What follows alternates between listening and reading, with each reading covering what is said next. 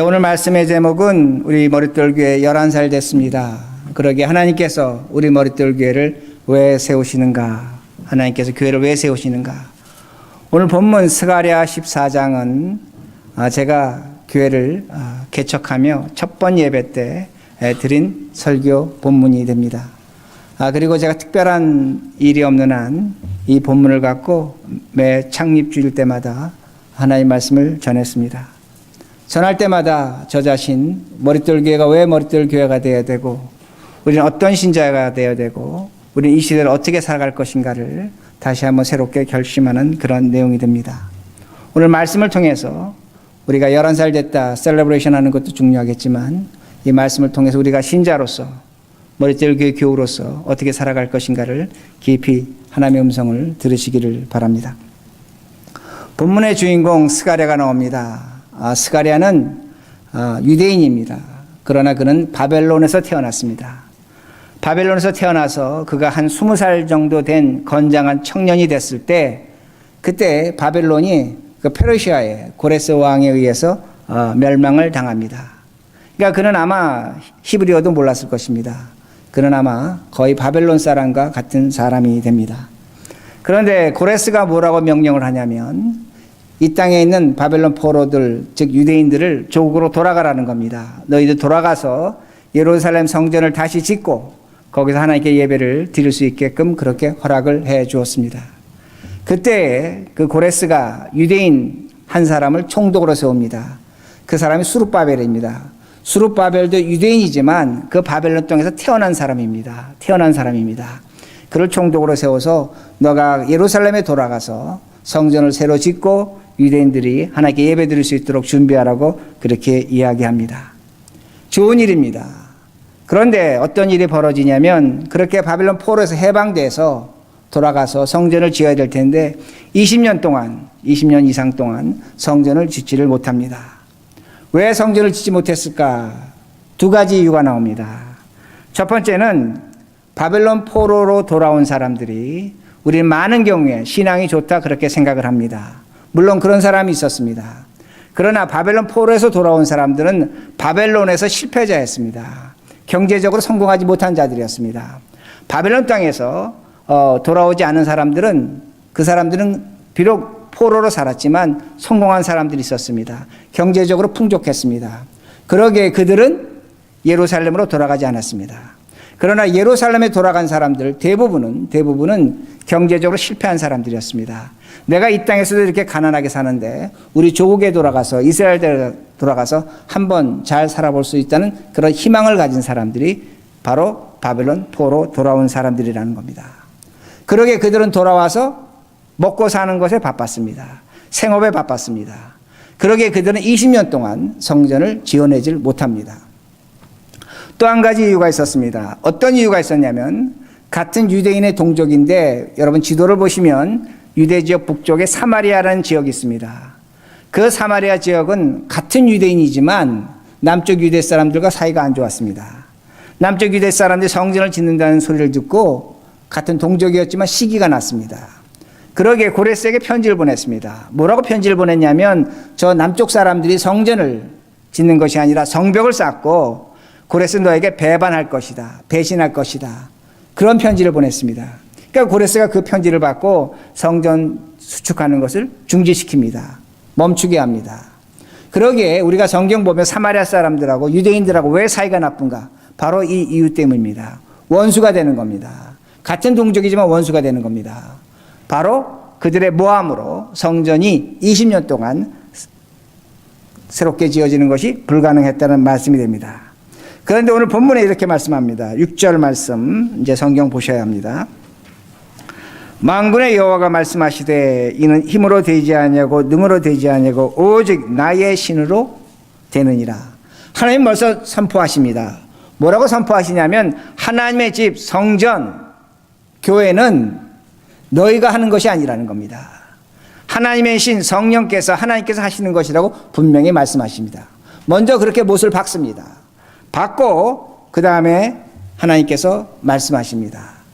우리도 마찬가지입니다. 우리 머릿돌 교회 지난 11년 동안 참 어려운 길을 왔습니다. 그러나 우리가 분명히 고백합니다. 너무나 많은 좋은 일들이 있었고 하나님께 베풀어 주신 은혜가 있었고 우리가 생각할 수 없는 사건으로 이 자리에 이사도 왔고 기도해 주신 것처럼 우리가 어려운 가운데 냉난방 시설도 마쳤습니다. 작년에는 우리가 또한 학교 때문에 CO 때문에 어려움도 겪었습니다. 그러나 어느 것 하나 우리가 이뤄내지 못한 것은 없습니다. 그러게 우리는 고백합니다. 하나님께서 우리를 도와주셨고 인도해 주셨고 분명히 하나님께서 우리 머릿돌 위에 세워 가신다는 것 우리는 분명하게 고백하고 있습니다. 그런데 하나님께서 우리에게 요구하십니다. 그 요구가 있다는 겁니다. 그거 7절입니다. 7절. 큰 산아 내가 무엇이냐 내가 수룹바벨 앞에서 평지가 되리라. 그가 머릿돌을 내어놓을 때에 무리가 외치기를 은총은총이 그에게 있을지어다 하리라 하셨고 하나님께서 큰 산을 야단치십니다. 큰 산 하나님께서 뭐라고 야단치시냐면 너는 별것이 아니라는 겁니다. 너는 수룹바벨 앞에서 평지가 될 것이라고 그렇게 말씀하십니다. 하나님께서 산을 야단치십니다. 자, 이 산이라는 건 무엇인가? 비유적으로 장애물을 의미하는 겁니다. 수룹바벨에게 장애물이 있었습니다. 제가 좀 전에 설명드린 두 가지 장애물이 있었다는 겁니다. 첫째는 뭐였습니까? 유대인들입니다. 유대인들 자신들이 먹고 사는 문제로 20년 동안 성전을 짓지 못했습니다.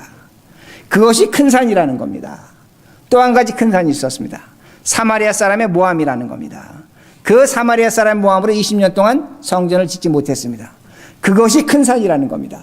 지금 수룹바벨 앞에는 큰 산이 있는데 그 산을 넘어가지 못하는 겁니다. 유대인들은 그 산을 넘어서 성전을 짓지 못하는 겁니다. 장애물입니다. 가로막고 있는 것입니다. 그런데 하나님께서 말씀하시는 것이 뭐냐면 머릿돌이 나온다는 겁니다. 그 머릿돌로 말미암아 그 큰 산이 평지가 된다는 겁니다. 무너져 버린다고 그렇게 말씀합니다.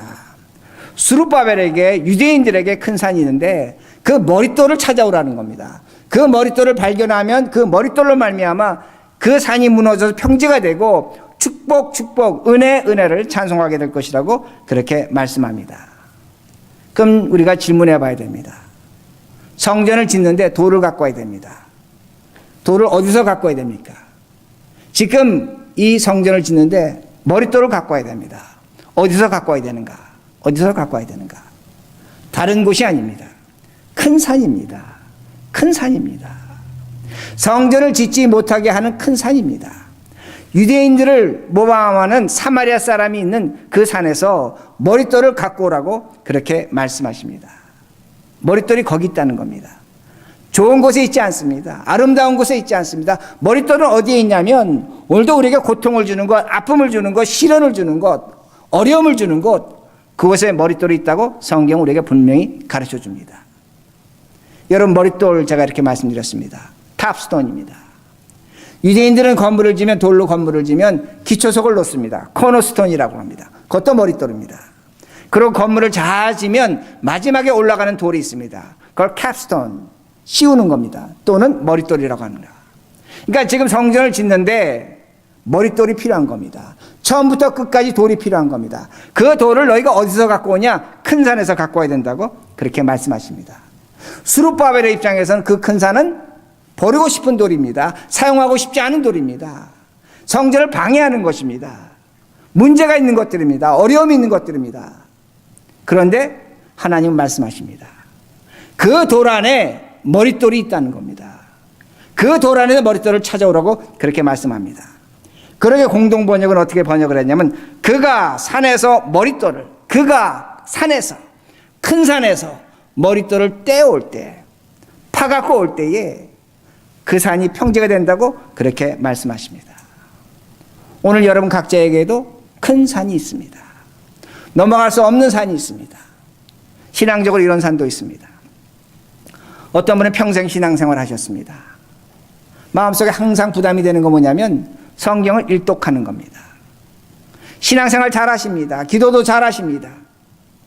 근데 평생 성경을 일독하지 않았습니다. 큰 산입니다. 넘어가지 못합니다.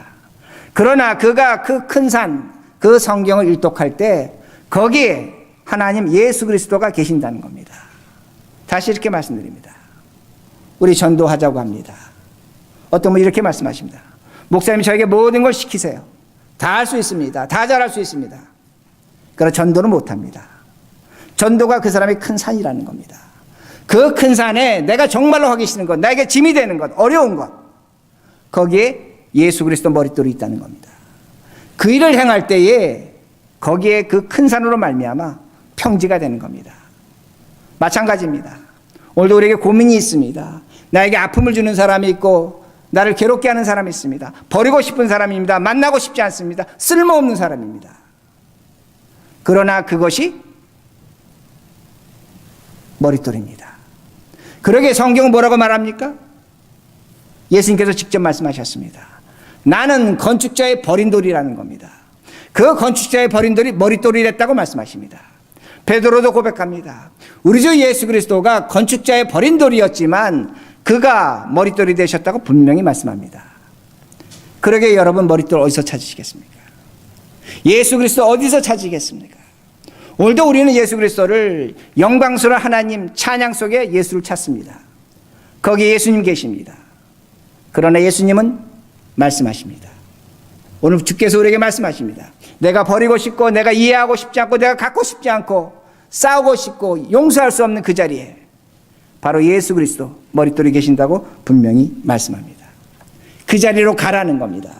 그래야만 너가 갖고 있는 산이 평지가 되고 무너진다고 분명히 말씀하십니다. 그리고 9절 보세요. 9절. 스룹바벨의 손이 이 성전의 기초를 놓았은즉 그의 손이 또한 그 일을 마치리라 하셨나니 만군의 여호와께서 나를 너에게 보내신 줄을 내가 알리라 하셨느니라. 스룹바벨이 어디서 돌을 갖다 썼냐? 누구를 갖다 썼냐? 말 듣지 않는 사마리아 사람들이었습니다. 그 문제였습니다. 유대인들이었습니다. 자신들이 먹고 사는 문제로 급급한 그들을 돌로 갖다 쓴 것입니다. 그걸로 기초로 놨습니다. 그리고 그 돌로 완성시켰습니다. 그것이 머릿돌이라고 그렇게 분명하게 말씀합니다. 이렇게 사는 것이 신자라는 겁니다. 이렇게 살아야만 우리에게 은혜가 있는 것입니다. 오늘도 우리는 신자로서 좋은 것, 아름다운 것, 영광스러운 곳에 하나님이 계십니다.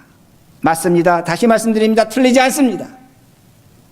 그러나 우리 주 예수 그리스도는 낮고 천하고 버리고 쓸모없고 이해할 수 없고 받아들일 수 없고 용서할 수 없는 그 자리에 머릿돌로 숨어 계신다는 말씀입니다. 그러게 2절과 4절을 보면 천사가 스가랴에게 이렇게 묻습니다. 내가 너에게 금촛대를 보여주는데 너 이 금촛대가 뭔 줄 아느냐? 스가랴가 처음 본 겁니다. 모르겠다고 얘기합니다. 금촛대를 모르겠다고 얘기하는 겁니다. 알지 못하겠다고 그렇게 얘기합니다.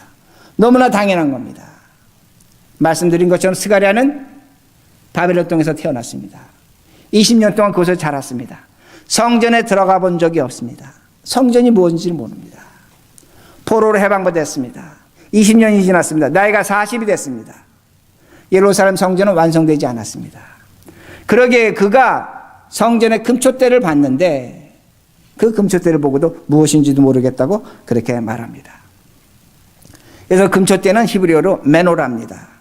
우리 교회도 있습니다. 여러분 교회 나가셔서 친교실 쪽으로 가시다 보면 7가지로 된 그 청동으로 된 조각품이 있습니다. 그 메노라입니다. 써붙여놨습니다. 촛대입니다. 그 옆에 보면 나무가지가 하나 있습니다. 버닝 부시입니다. 그 두 가지는 똑같은 의미를 갖고 있습니다. 어떤 의미를 갖고 있냐면 타는 불에서 모세가 타는 나무가지에서 하나님을 만난 겁니다. 불이 붙었는데 타진 않는 겁니다. 바로 하나님의 임재를 상징한다는 그 말씀이 됩니다. 하나님을 보여준 겁니다. 그런데 지금 스가랴는 하나님을 보고도 무엇인지 모르겠다고 그렇게 이야기하고 있습니다. 하나님을 봤습니다. 그런데 모르겠다는 겁니다. 제가 얼마 전에 신문에서 보고 한참 웃었습니다. 우리 한국분 50대 중반 되신 분이 중국으로 출장을 가셨습니다. 근데 중국 세관에서 통과를 시켜주지 않는 겁니다. 왜 그런가? 그 이유가 뭐냐면 그분의 얼굴 생김새는 40대 청년과 같은 분입니다. 그러니까 여권 사진을 보니까 50대 중반인데 실물은 40대인 겁니다. 그러니까 사진과 너무 다른 겁니다. 그러니까 물었습니다. 너 왜 이렇게 달라졌냐? 예, 제가 작년 10월 달에 성형수술을 했습니다. 성형수술을 했더니 이렇게 달라졌습니다. 근데 중국은 가라는 겁니다. 너 못 받아준다는 겁니다. 너가 너인 건 내가 알겠지만 실물하고 사진하고 너무 다르니까 넌 돌아가야 된다는 겁니다. 비행기 태우기 직전이었습니다.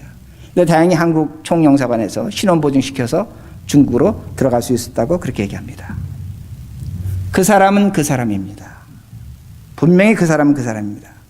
근데 우리는 그 사람 보고 그 사람이 아니라고 말합니다. 왜 그렇습니까?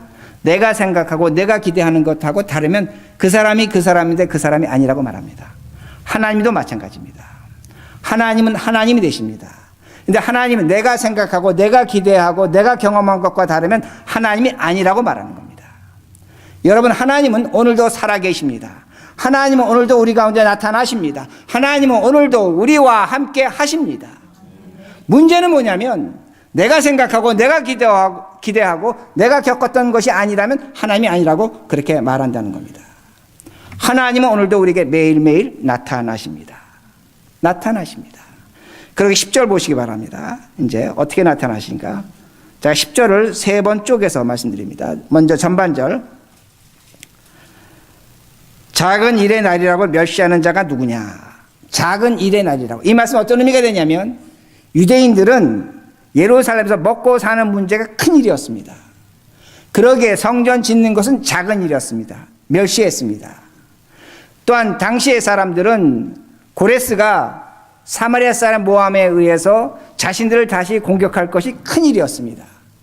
그러기에 성전 짓는 것은 작은 일이었다고 그렇게 성경이 말씀하고 있는 겁니다.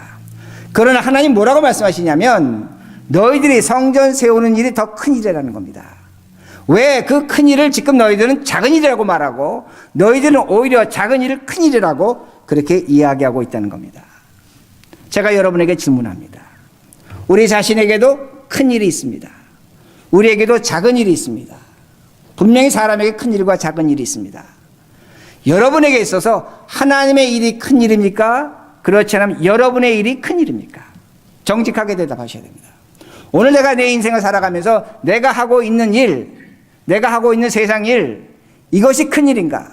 그렇지 않으면 하나님의 일이 나에게 큰 일인가? 결정하셔야 됩니다. 생각하셔야 됩니다. 우리는 이렇게 얘기합니다. 우리는 하나님의 일도 중요하지만 세상 일도 중요하다. 자식 키우는 것, 사업하는 것, 직장 생활하는 것, 내 미래를 준비하는 것 중요하다. 틀립니까? 맞습니까? 맞습니다. 신학적으로 분명히 맞습니다. 하나님의 일도 중요하지만 하나님의 일반적 은총도 굉장히 중요합니다. 하나님께서 여러분의 직장, 여러분의 사업, 여러분의 삶, 하나님의 은혜적인 것입니다. 굉장히 중요한 겁니다. 근데 문제가 있습니다. 인간은 죄인입니다.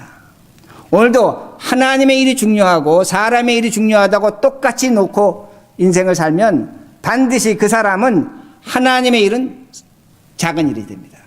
그리고 자신의 일이 큰 일이 된다는 그 말씀이 됩니다. 제가 이렇게 예를 듭니다. 예배가 중요합니까? 여러분의 개인적 약속이 중요합니까? 말씀은 예배가 중요하다고 그렇게 말씀합니다. 그러나 여러분의 개인적 약속이 있다면 그 개인적 약속은 철저히 지키려고 애쓰십니다. 죄송스럽지만 많은 신자들은 하나님 앞에 예배 드리는 것이 시간을 만들어서 드리지 않습니다. 시간이 있으면 드리는 겁니다. 엄청난 차이입니다. 오늘도 수요 예배가 있습니다. 토요일 새벽 기도가 있습니다. 주일 예배가 있습니다. 내 인생에 어려운 일이 있고 힘든 일이 있으면 거기에 치중합니다. 그러나 이것은 시간이 남으면 하는 것으로 전락되어 있다는 말씀됩니다. 하나님 앞에 시간을 만들어 드리지 않습니다. 다시 말씀드립니다. 어떤 자식이 있는데 부모가 병원에 입원했습니다. 자, 그 부모를 만나러 가는 자식이 있습니다. 시간을 만들어 가는 자식이 있습니다. 만들어서 내서 찾아가는 자식이 있습니다. 그 자식은 효자입니다. 그러나 시간이 남아서 그 부모를 병문안 간다면 그 자식은 불효자입니다. 자식은 자식입니다. 부모에게 불효자도 자식이고 효자도 자식입니다. 그러나 부모 입장에서 누가 진정한 자식인가입니다. 두 자식 똑같은 자식이지만 시간을 만들어서 시간을 드리는 자식, 그 자식이 진정한 올바른 자식이라는 겁니다. 그러게 부모가 재산을 상속한다면 누구에게 재산을 상속하겠는가? 우린 똑같이 상속할 것이라고 그렇게 얘기합니다. 하나님은 이퀄하지 않습니다. 하나님은 사람 평등하게 다루지 않습니다.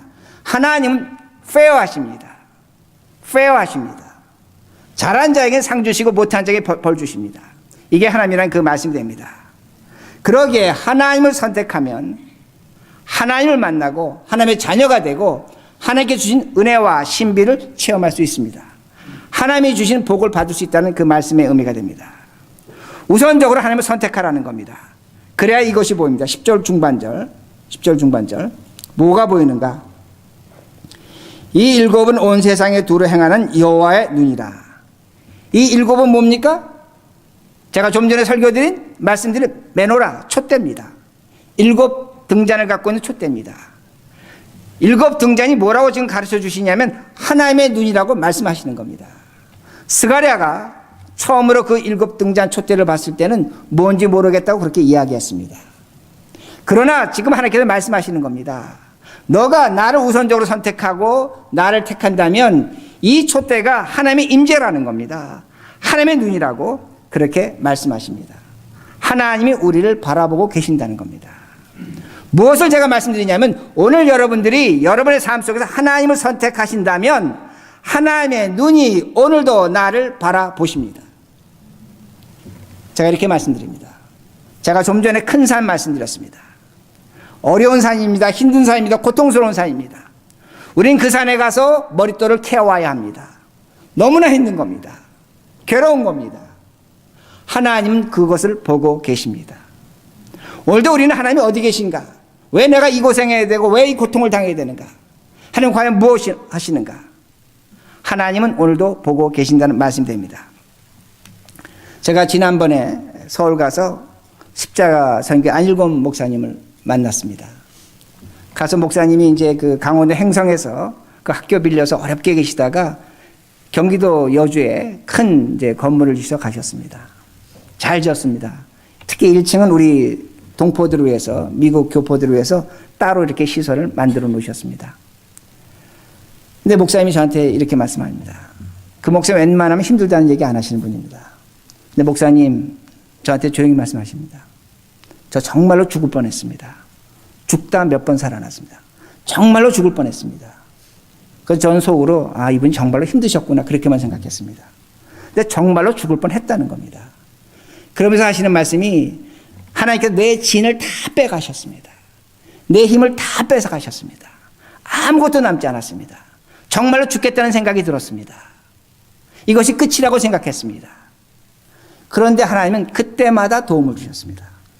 나에게 조금 여유가 있고 나에게 조금 힘이 있을 때는 하나님 나에게 전혀 도와주시지 않았습니다. 내가 죽겠다고 거의 나락에 떨어지고 아무것도 할 수 없다고 포기했을 때 하나님께서 나를 도와주셨습니다. 그러면서 그분이 이렇게 말씀하십니다. 그때는 하나님이 그렇게 원망스러웠는데 하나님이 정말 나를 보고 계시는가, 나를 지금 살펴보고 계시는가 원망했는데 그 다음에 이렇게 말씀하십니다. 하나님께서 나를 교만하지 않게 하시려고 이렇게 했다는 겁니다. 그리고 그 마지막 말이 더 중요합니다. 내가 힘이 빠지고 진이 빠지고 없을 때 하나님이 찾아오셨기에 내가 하나님의 은혜와 사랑을 더 크게 체험합니다. 그렇게 말씀하셨습니다. 하나님은 오늘도 우리의 힘을 빼실 것입니다. 죄송스럽습니다. 우리 오늘도 하나님께 힘을 달라고 얘기합니다. 맞습니다. 하나님께 힘을 주실지도 모릅니다. 그러나 우리 정말 하나님의 은혜와 사랑 속에 그 은혜와 사랑이 무엇인지 알고 싶다면 하나님 우리의 힘을 빼앗아 가십니다. 진을 빼십니다. 그리고 하나님의 사랑만이 온전히 왔을 때 우리 하나님의 사랑이 무엇인지를 철저하게 알게 됩니다. 그러게 바울은 고백합니다. 뭐라고 고백하냐면 내가 약해진다는 겁니다. 약해지고 약해질 때 내가 그리스도로 말미암아 강해진다고 그렇게 말합니다. 이게 신앙입니다. 이게 신비입니다. 이게 우리 머릿돌 교우 11살 되는 우리들이 가져야 될 신앙의 태도라는 겁니다. 그것으로 하나님의 일을 하는 겁니다. 그러게 10절 마지막 절에 뭐라고 말씀이 나오냐면 다림줄이 스룹바벨의 손에 있음을 보고 기뻐하리라. 다림줄은 다른 것이 아니라 줄이 있는데 그 밑에 납덩어리를 단 겁니다. 이제 그 줄 갖고 성전을 짓겠다는 겁니다. 그걸 기뻐한다는 겁니다. 스룹바벨이 다림줄을 들고 있습니다. 오늘 저는 굉장히 마음속으로 감사하고 기쁩니다. 작년에 우리가 우리 장로님 되신 분들만 선출했습니다. 오늘 세 분의 새로운 장로님, 새로운 안수집사님을 우리가 맞아드립니다. 새로운 전기가 되는 겁니다. 새로운 기회가 된다는 그 말씀이 됩니다. 그러나 우리 모두 다림줄을 사용해야 됩니다. 여러분 집을 지을 때 가장 기초적인 집이 있습니다. 여러분의 다림줄이 있습니다. 그 다림줄은 무엇이냐면 성경 보시는 겁니다. 기도하시는 겁니다. 예배 드리시는 겁니다. 특히 예배에 관심을 가지셔야 됩니다. 그 다림줄로 하나님과 나의 관계를 재어봐야 합니다. 여기서 믿음이 생기는 것이고 여기서 신앙이 생기는 것이고 내 삶의 변화가 찾아옵니다. 그러나 우리는 이 다림줄만으로 우리의 성전이 완성되어 가지 않습니다. 어떤 다림줄을 사용해 계시냐면 그렇게 예배드리고 성경 보고 하나님의 말씀을 가까이 했다면 그것을 행동으로 옮겨야 됩니다. 삶으로 살아야 됩니다. 그러기에 플러스 원 하자는 겁니다. 그러기에 우리가 5,000달란트 사역하자는 겁니다. 이 커뮤니티와 이 사회에 나가서 복음을 전하자는 겁니다. 내가 예수 믿고 구원받고 생명과 진리의 자리에 간다면 다른 사람도 그 자리에 갈 수 있도록 인도하는 것이 신앙 양심상 지극히 당연한 겁니다. 그걸 하자는 겁니다. 하나님은 그걸 원하시는 겁니다. 너가 나를 정말로 믿는다면, 너가 11살 된 머릿결 교회 교인이라면, 신앙이 있다면, 믿음이 있다면 뭘 하겠느냐고 말씀하시는 겁니다. 그러기에 플러스 원 하자는 겁니다. 목사가 매일 여기서 광고 시간 때마다 플러스 원 합시다, 플러스 원 하자는 것이 아니라 여러분이 나가서 여러분의 신앙을, 여러분의 믿음을 프랙티스 하셔야 됩니다. 행동으로 옮기셔야 된다는 겁니다. 하나님의 일을 기뻐 받을 것입니다. 그러나 우리의 신앙이 이 다림줄이 여기서 끝나서도 안 됩니다. 마지막 다림줄이 있습니다. 가장 높은 다림줄이 있습니다. 예수 그리스도를 만나는 신비와 거룩함을 경험하셔야 됩니다. 예수님을 내가 이 다음에 죽어서 천국 가서 만나겠다. 좋은 신앙입니다. 그러나 오늘도 제가 말씀드린 것처럼 내가 버린 돌에서 내가 이해할 수 없는 사건 속에서 머릿돌 예수 그리스도가 계십니다. 그 예수를 만나셔야 됩니다. 하나님의 신비한 음성을 들으셔야 됩니다. 이것이 바로 11살 된 머릿돌 교회에게 우리 하나님께서 요구하시는 것입니다. 이 삶으로 이 모습으로 살아가시는 우리 모두가 되기를 바랍니다. 기도하시겠습니다.